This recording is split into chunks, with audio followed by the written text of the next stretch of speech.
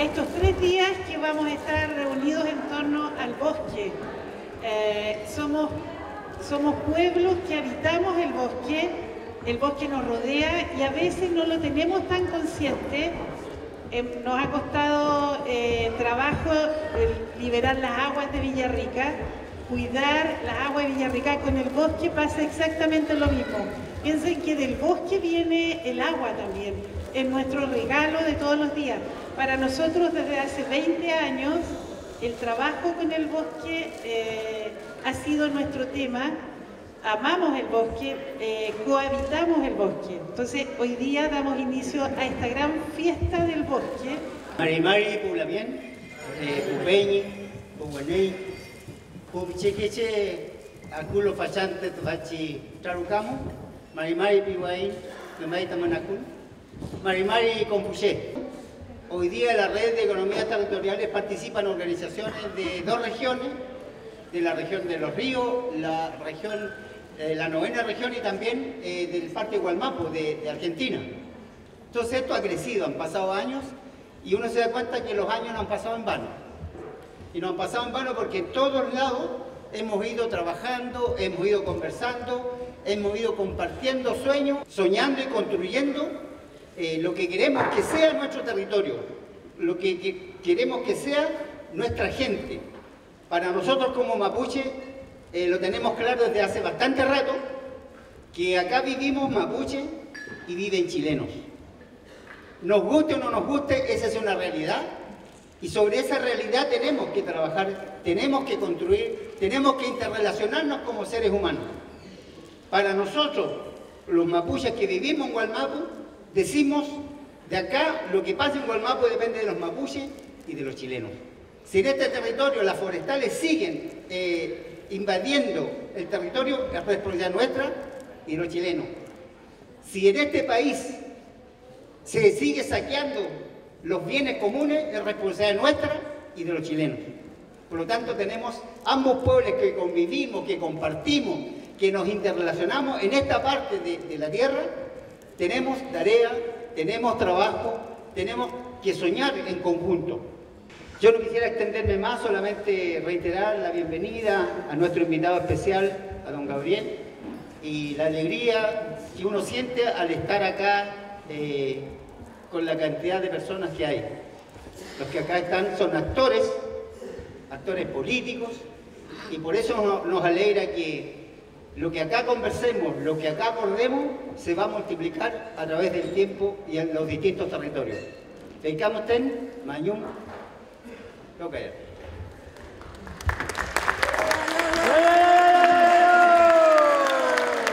Y resulta que la historia de Chile, las ciencias sociales en Chile, siempre nos han mirado de arriba hacia abajo. Y que mira de arriba hacia abajo ve hormigas, ve números, ve cantidades, no seres humanos. Y le interesa la relación que va de arriba hacia abajo, hacia mí, pero no la relación que hay entre nosotros. Si nos queremos, si nos amamos, si nos unimos, si somos comunidad o si somos individuos compitiendo entre sí. La mirada de la ciencia, de la política, de las leyes, es una mirada que nos trata como números. Y yo he sido historiador, he tratado de ser un historiador, todo lo contrario. Mirar la historia desde nosotros hacia arriba, desde nosotros hacia el Estado, desde nosotros hacia las leyes. Si ustedes prefieren, desde el territorio hacia la abstracción que es el Estado Nacional moderno.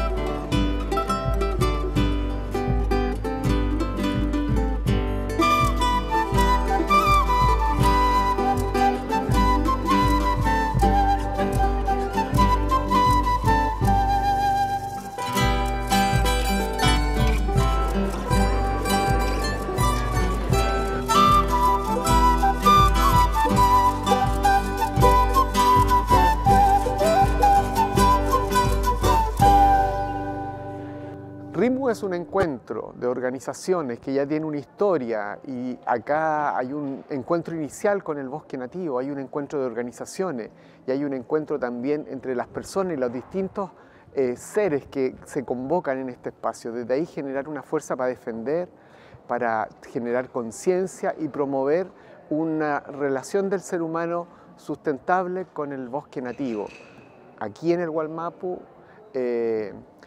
y en pro también de una proyección de futuro para establecer nuevas relaciones interculturales y de respeto con el pueblo mapuche. La propuesta es que se pueda llegar a una ordenanza del cuidado del bosque y que tengamos un mes dedicado al bosque, lo cual para nosotros es tremendamente necesario. Ya le hemos hecho un tremendo daño al bosque, un tremendo daño. Lo hemos mutilado, esa es la verdad. Por lo tanto, necesitamos controlar para que las nuevas generaciones y nosotros podamos disfrutar de esta belleza que tenemos en Villarrica, en nuestra gran comuna y en la cuenca del río Tortena. Ahora, ¿cuál es el sentido del RIMU para nosotros? En educación se tiende a ser muy formal, se tiende a trabajar la educación desde los objetivos y desde todo lo que el ministerio, las normativas nos entregan. Pero en una escuela de campo uno tiene la posibilidad de que los niños vivan la educación, aprendan haciendo. Y el RIMU es eso. ¿Qué pasa con los procesos en otoño? Los hongos, las plantas, los seres vivos, los cohabitantes, como le llaman los niños. Y el sentido es profundo, porque un niño que se enamora a través de la educación de su bosque, nunca más sale de él. Y se convierte en un hacedor de cosas para salvarlo. En mi caso también como educador tradicional, tomo las palabras del historiador Gabriel Salazar y tomo el desafío respecto de poder hacer este Incayaín, esta defensa de nuestra cultura, de nuestro conocimiento, de nuestro raquizuán, de la defensa de esta mapu, de este Wallmapu precioso, de este paraíso. Nosotros decimos que este es un paraíso y lo tenemos que cuidar entre todos. Queremos que la gente se dé cuenta que en todos lados nos estamos organizando como organizaciones, como comunidades, pero unos con otros. Queremos felicitarnos a nosotros mismos. Yo hablo en nombre del comité coordinador de este evento de la Red de Economías del Territorio Wallmapu.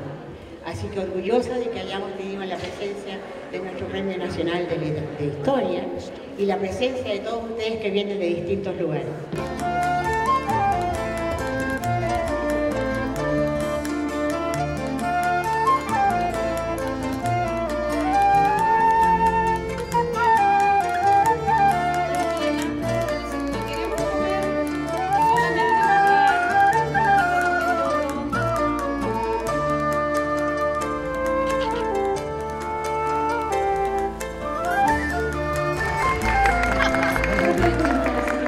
En mi caso personal, para mí es importante la feria, puesto que con mi propuesta de ver el bosque con los ojos mapuche, donde el bosque, en este caso mío, me entrega el color para hacer mis creaciones textiles y mostrarlo.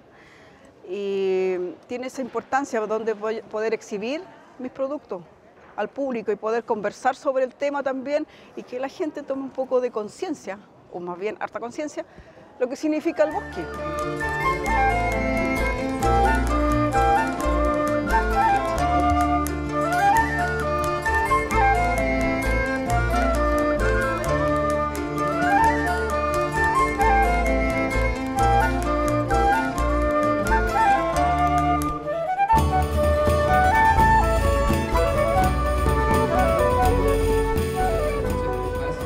Para nosotros ha sido siempre una búsqueda en el sentido de las alianzas con lo que ocurre en otros territorios, de ir viendo cómo este esfuerzo que se hace desde lo local también se puede replicar o mejorar incluso conociendo las experiencias de otros territorios. Y en esas alianzas hemos siempre mantenido contacto con Wallmapu a través de la Confederación Neuquina principalmente, y también con nuestros territorios más cercanos como Urategui, que también es parte de esta red de economías territoriales, como lo somos nosotros también en un parlamento, Y desde ahí, siempre con la inquietud de cómo avanzamos hacia algo más grande que vaya uniendo estos territorios y estas experiencias. Y bajo el paraguas de la conservación. La conservación a nivel internacional siempre tiene un foco que no considera la visión de los pueblos originarios, los pueblos indígenas. Porque la conservación para el occidente es ponerle que el dado en el espacio y no alterarlo. Para nosotros podemos usar ese concepto de conservación, pero no podemos ver el territorio de esa manera. Y sobre todo que estamos hablando de territorios que han sido territorios ancestrales para nuestras comunidades y que hoy día necesariamente siguen estando ahí en la memoria colectiva de que el Pehuayento, la cordillera, son espacios de recolección, de la web, de medicina, de espiritualidad, que no se puede borrar en la palabra conservación. He sido invitada por primera vez a este encuentro que ha sido bien interesante, donde uno ha podido ir profundizando en distintos oficios o conocer o profundizar también en el conocimiento de este habitar en el bosque, ¿no? Como sintiéndonos también parte y entendiéndonos también como parte de lo que nosotros definimos o podríamos denominar el bosque.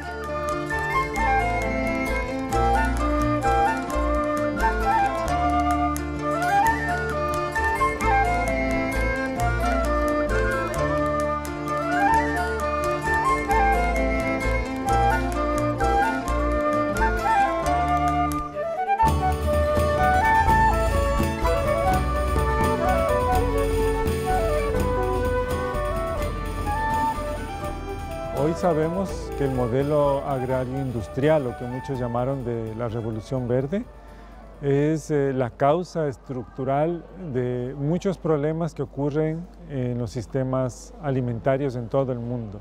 Primero de ellos, obviamente, la pérdida de la diversidad productiva, la pérdida de suelos a causa de la erosión que deviene precisamente del uso inadecuado de maquinarias, de pesticidas, de fertilizantes, de síntesis química.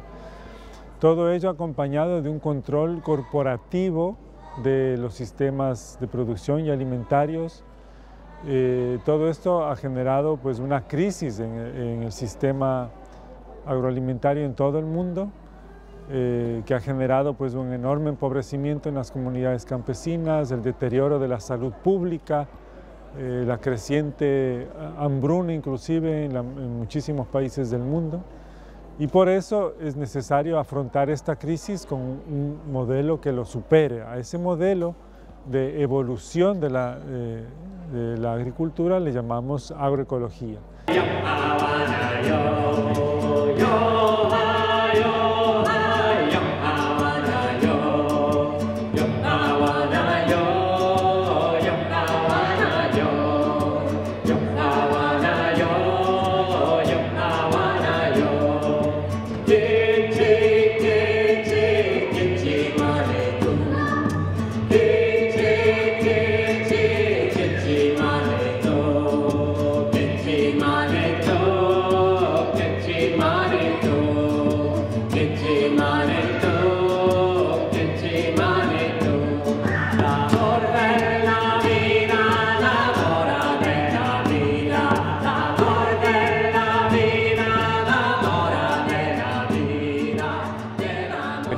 A participar de este espacio de la red para un poco compartir lo que están haciendo acá de la economía social y de desarrollo local y también lo de la soberanía alimentaria, que hemos podido escuchar algunas charlas muy interesantes en el espacio y por ese motivo hemos venido hasta acá para seguir intercambiando y aprendiendo de la experiencia acá en el Ulumapu.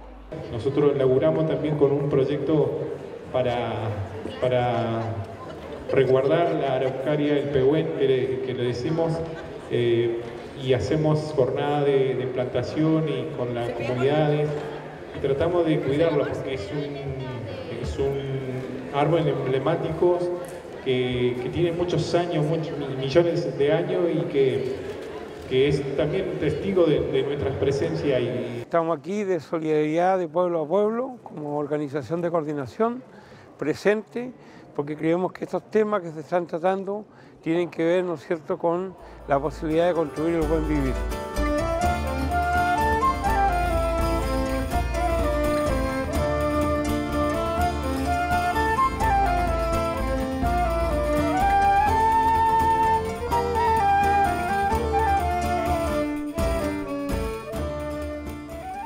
Yo en Chicopán de Puerto Saavedra, en el lago Cuti, en el campo. Y traigo mi producto que lo hago yo. Lo hago de niña. De niña aprendí este trabajo porque mis padres me enseñaron. El libro se llama El Mapuche, se llaman piñones.